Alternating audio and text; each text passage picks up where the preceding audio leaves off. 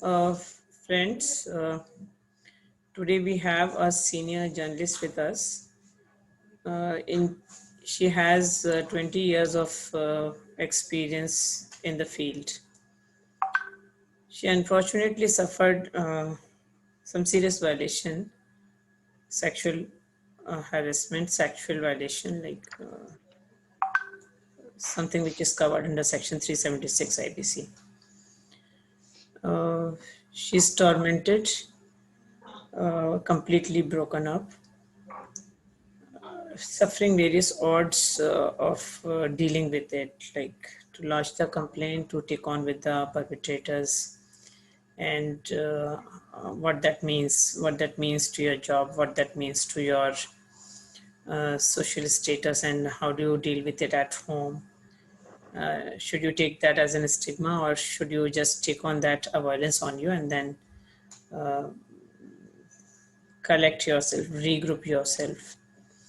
So she just wanted to speak on this platform to share uh, her pain and what it takes for a woman to take on such perpetrators or the cases when such violation happen to them, unfortunately. Uh, she has decided, rather we have decided, not to disclose her name, not to disclose her identity. Since it's a beginning stage, so we have requested her not even to give name of the perpetrators or the name of the organization. That doesn't mean that one need to not really publicly shame those people. They must be publicly shamed as well, which she can do at a later point of time. Right now, I'm just handing it over to her.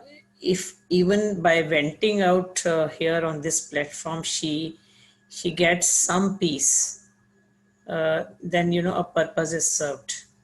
If she feels that she has a support system around, she is not alone in the world, then our being here of creating this platform, somehow we serve the purpose. Somehow we serve the purpose of our existence around. So I'm requesting you, ma'am, आप बताइए आपको जो बात करनी है, आप समझिए, आप अपने अपने ही पर्सनल प्लेटफॉर्म पे बात कर रही हैं, कन्वीनियंटली, कंफर्टेबली आप बात करिए सबसे। जी मैम। नमस्ते। मैं एक जर्नलिस्ट हूँ। कई सालों का एक्सपीरियंस है मेरे साथ पास, और कई नेशनल चैनल, न्यूज़पेपर, यहाँ तक कि ऑल इंडिया रेडियो की कैजुअल रेडियो अनाउंसर भी रही हूँ। साथ ही जर्नलिज्म के स्टूडेंट की गेस्ट लेक्चरर भी हूँ। मैं इस फील्ड का काम बहुत अच्छे से जानती हूँ, इसलिए हम लोगों ने कुछ जर्नलिस्ट के साथ मिलकर एक पोर्टल न्यूज़ चैनल खोला, और चैनल खुलने के बाद जब काम अच्छे से होने लगा तो नो डाउट काम में डिफरेंसेस आने लगे, क्योंकि काम जानती थी मैं। कुछ दिनों के बाद वो थोड़ा सा मेरे साथ मिसबिहेव करना स्टार्ट कर दिए। कई बार कहते थे, शुरुआत ऐसी हुई, बकरी शेरनी बन गई, कभी कुछ बोलना कभी कुछ बोलना, कमेंट स्टार्ट हो चुका था। खैर, काम में वो कहते हैं रेफरेंसेस तो आती ही रहती है, लेकिन इसका मतलब कतई नहीं होता है कि किसी औरत के सम्मान को इस तरह से ठेस पहुंचाया जाए। अगर आपको काम में डिफरेंसेस आती हो तो ऐसा कभी भी किसी के साथ नहीं होना चाहिए कि वो जिंदगी भर ना भूल सके। मेरे साथ 3 मेल जर्नलिस्ट ने एक केबिन में ना केवल मुझे मारा पीटा, बल्कि गलत तरीके से बॉडी पार्ट को टच तक किया। इन दिनों का नाम मैं जरूर आने वाले वक्त को लूंगी। इन लोगों ने मर्यादा की, सच बताऊं तो वो सारी सीमा लांघ दी जो किसी औरत को मतलब छलनी कर देता है। और आपको बता दूं, खुल के तो नहीं, लेकिन वो मर्यादाएं लांघ दी जिसमें निर्भया केस के बाद कानून में ये डेफिनेशन रेप के डेफिनेशन में आता है। मैं एक जर्नलिस्ट होने के बावजूद भी लोगों की राइट्स की बात करती हूँ, माइक पे चिल्ला चिल्ला के राइट्स की बात करती हूँ, लेकिन जब मेरे साथ खुद हुआ तब एहसास हुआ कि इस हक की लड़ाई, अपनी राइट्स की लड़ाई इतनी आसान नहीं है किसी भी औरत के साथ, लेकिन मैं लड़ रही हूँ। मेरे साथ ये जब हादसा हुआ तो मुझे कंप्लेन करने में, सच बताऊं तो मुझे भी 1-2 दिन का टाइम लग गया। जब वो भी तब मैंने लिखा जब मेरी माँ ने मेरा सपोर्ट किया। मतलब मैं दूसरे के लिए फाइट करती हूँ, लेकिन अपना नंबर आया ना, तो प्रोफेशन भी ना हवा हो गया कि कैसे मैं ये सब करूंगी। मैं ये जो बोल रही हूँ ना और ये हिम्मत दिखा रही हूँ ना, रियली मुझे बहुत अजीब सा लग रहा है कि मुझे भी हिम्मत दिखाना पड़ रहा है अपनी लड़ाई के लिए। हमेशा दूसरे के हक की बात करती थी और कहती थी क्यों नहीं, लोग अपने हक के लिए लड़ते हैं, लेकिन सच बताती हूँ किसी औरत पे जब ये गुजरता है ना, एक तो हमारा इंडिया का समाज भी कुछ ऐसा है ना, जिस पे गुजरता है ना उस पे और 100 सवाल किया जाता है, और उसे ऑलरेडी डर रहता है। मैं ऑलरेडी मैरिड हूँ, मेरे बच्चे भी हैं, कि फैमिली तक पहुंच जाएगी, वो कैसा रिएक्ट करेगा।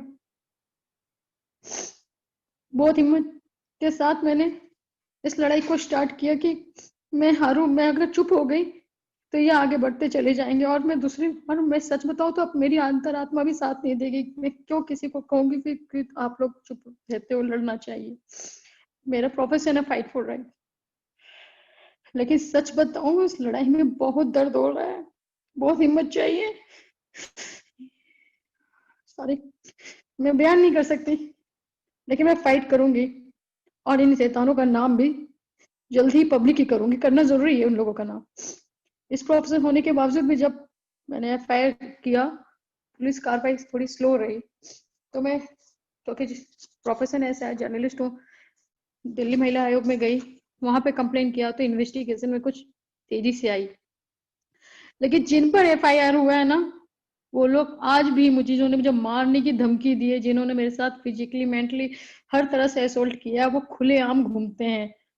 और मैं जाने क्यों नहीं घूम पाती ना, उस प्रेस क्लब ऑफ इंडिया में जा पाती। यहाँ तक कि वो लोग बुलवा रहे हैं कि इसका करियर चौपट हो गया है, इसका इसका सोशल दायरा खराब हो जाएगा, इसकी फैमिली लाइफ खराब हो जाएगी। क्यों मेरा करियर चौपट होगा? मैंने क्या किया? किया तो इनको, इन लोगों ने किया मेरे साथ। इनका क्यों नहीं करियर चौपट होगा? ये क्यों आजादी से घूम रहे हैं? क्योंकि मेल है? इन लोगों ने जो गंदी हरकत की ना, शायद, पता नहीं, शायद हट जाए, भगवान करे मेरे दिमाग से। मैं इस प्लेटफॉर्म में इसलिए आके बोल रही हूँ क्योंकि मुझे रियली इस प्लेटफॉर्म में थोड़ा कॉन्फिडेंट, थोड़ा सा मेंटली सेटिस्फेक्शन मिला है कि हाँ, है कोई, हमें इस दुनिया में कोई है जो हमें सुन सकता है, जो हमें समझ सकता है। मैं रियली कितनी भी बड़ी जर्नलिस्ट हूँ या कितना भी मेरा एज हो चुका है या जो भी है, लेकिन हूँ तो एक फीमेल ना। हिम्मत चाहिए तो जिस प्लेटफॉर्म में मुझे हिम्मत मिल रहा है, कई बार मेरे साथ मेरे को धमकी भी दी जाती है, पीछे हो जाओ, पीछे हो जाओ, लेकिन अंतरात्मा नहीं मानती। और इस अंतरात्मा को सच्ची ये प्लेटफॉर्म के थ्रू थैंक्स कुछ स्ट्रांगनेस मुझे मिल रही है। लेकिन रियली मैं प्रॉमिस कर रही हूँ सबसे, कुछ भी हो जाए गिव अप तो मैं नहीं करूंगी। क्योंकि अगर आज एक जर्नलिस्ट ने गिव अप किया तो मैं समझ सकती हूँ नीचे जो हमारी फीमेल्स हैं वो तो और जल्दी टूट जाएंगी। मेरे 2 बच्चे की मम्मी भी हूँ मैं। मेरी बहन बोल सुन नहीं पाती है, पापा को ओपन हार्ट सर्जरी हुआ है। इन सब के बावजूद भी मैं लड़ाई लड़ रही हूँ। मुझे जस्टिस चाहिए, लोगों का साथ भी चाहिए। साथ नहीं तो आप लोग प्लीज आशीर्वाद दीजिए। कई जिम्मेदारियां हैं मेरे ऊपर, जॉब भी जरूरी है, ऊपर से इन लोगों ने जो किया ना, उसका दर्द हर पल अभी भी जी रही हूँ। मेरा जो प्रोफेशन है, मेरा जो जॉब है, वो ये दिखाता है कि मैं हर वक्त ब्रेव हूँ। लेकिन ब्रेव तो हूँ मैं, इंसान भी हूँ ना कहीं इंसान टूटता है, लेकिन मैं नहीं टूटती। ऐसे बोलते बोलते थोड़ा इमोशनल जरूर हो गई हूँ। मैं अपने घर में जाती हूँ ना, हीरो बन के जाती हूँ, किसी को फील तक नहीं होता कि मैं कितनी लड़ाई लड़के आ रही हूँ। एक रिक्वेस्ट है इस प्लेटफॉर्म के जरिए उन सभी लोगों से, भगवान न करे यहाँ से किसी के साथ हो, लेकिन जिसके साथ हुआ है ना, उसके साथ मोरल सपोर्ट में जरूर खड़े रहो। लड़ाई में बताओ, आशीर्वाद दो कि वो लड़की आगे लड़े, हम जीत जाए। और इन गंदे लोगों को ना सबक जरूर मिलना चाहिए। इतना ही कहूंगी, इतना ही कहूंगी बस। हाँ, थैंक यू। मैं समझ सकती हूँ दर्द आपका, जो आपके शब्दों से भी आ रहा है और आपके आवाज से भी पता चल रहा है। जी